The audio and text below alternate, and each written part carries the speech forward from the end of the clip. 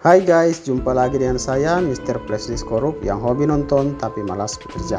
Kali ini kita akan kembali mereview alur cerita sebuah film drama Korea yang menarik dan pasti keren banget untuk ditonton.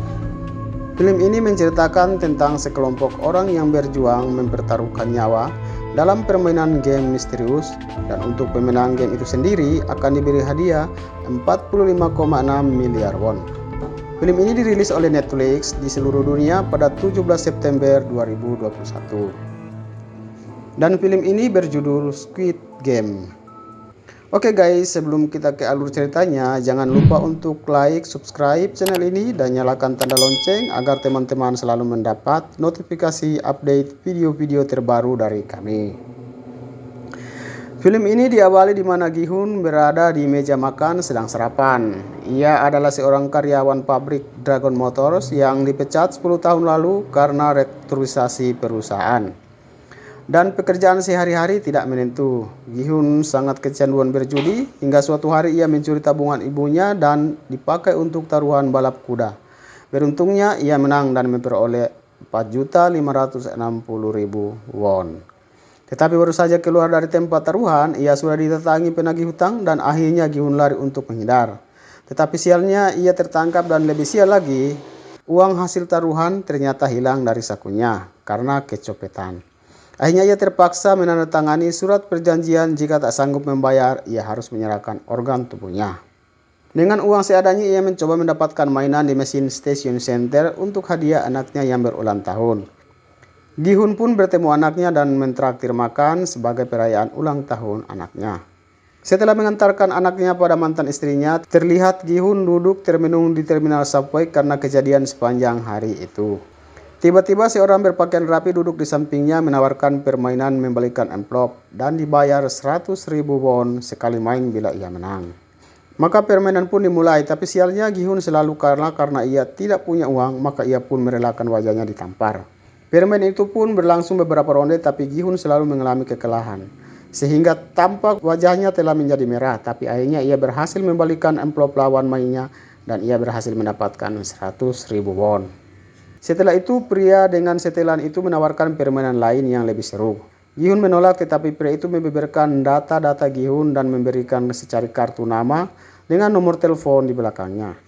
Pria itu pun pergi meninggalkan Gi-hun yang masih terheran-heran. Sesampainya di rumah, Gi-hun merenung apa yang dikatakan oleh ibunya, bahwa suatu hari kelak anaknya akan dibawa mantan istrinya jauh ke Amerika. Ia pun tak mau itu terjadi dan bertekad untuk mencari uang. Ia pun menelepon nomor yang ada pada kartu nama itu dan jawabannya, jika ingin berpartisipasi dalam permainan, diharuskan menyebut nama dan tanggal kelahiran. Setelah itu diinstruksikan menunggu di posisi yang telah ditentukan. Terlihat Gi-hun berada di pinggir jalan dan ada sebuah minibus menghampirinya. Ia pun naik, tetapi keheranan karena semua orang dalam bis itu pingsan. Tetapi tiba-tiba asap pius pun berembus dan Gi-hun pun jatuh pingsan juga. Gi-hun tersadar berada di sebuah ruangan dengan ranjang bertingkat dan ada 456 orang yang telah berpakaian olahraga dan hampir semuanya baru sadar dari pingsan. Kemudian mereka berkumpul untuk menerima instruksi selanjutnya. Tetapi ada beberapa orang yang komplain bahwa mereka telah diculik. Tetapi rekaman video dan data-data hutang mereka akhirnya membuat mereka tak bisa melawan. Akhirnya mereka menandatangani surat perjanjian untuk ikut dalam permainan tersebut. Tak berapa lama kemudian, permainan pertama akan dimulai dan mereka pun mulai menyusuri tangga pada ruangan yang aneh dengan cat berwarna cerah. Dan akhirnya mereka muncul di suatu ruangan yang luasnya seperti lapangan sepak bola dengan gambar 3 dimensi pada dinding sehingga kelihatan seperti berada di padang rumput. Di depannya ada pohon yang kering dan sebuah boneka di depannya dan 2 orang penjaga di samping kiri dan kanan. Pada awalnya mereka tidak serius bahkan pandai enteng dengan permainan ini. Permainan pertama adalah permainan lampu merah, lampu hijau. Aturannya jika lampu hijau silakan berjalan dan lampu merah jangan bergerak. Jika bergerak maka akan tereliminasi. Terlihat peserta 324 berambut kuning bertaruh dengan temannya nomor 250 untuk melihat siapa yang lebih dulu menyelesaikan permainan itu. Sedetik kemudian lagu lampu merah, lampu hijau pun terdengar dan orang-orang mulai berlari. Peserta 324 berada di depan. Setelah lagu berhenti di lampu merah, kepala boneka berputar ke belakang untuk mendeteksi gerakan.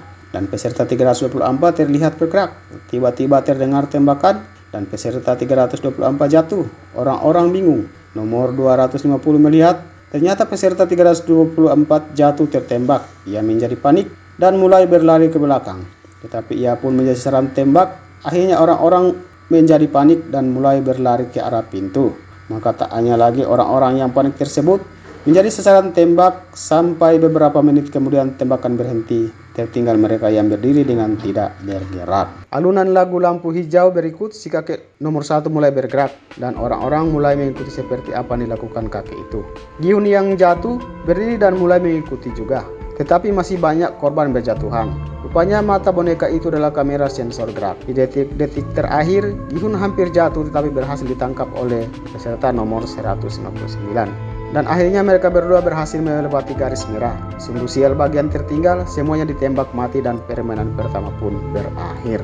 Oke guys, itulah alur cerita Squid Game episode pertama dan jangan lupa untuk mengunjungi channel kami agar teman-teman mendapatkan update video-video terbaru dari kami.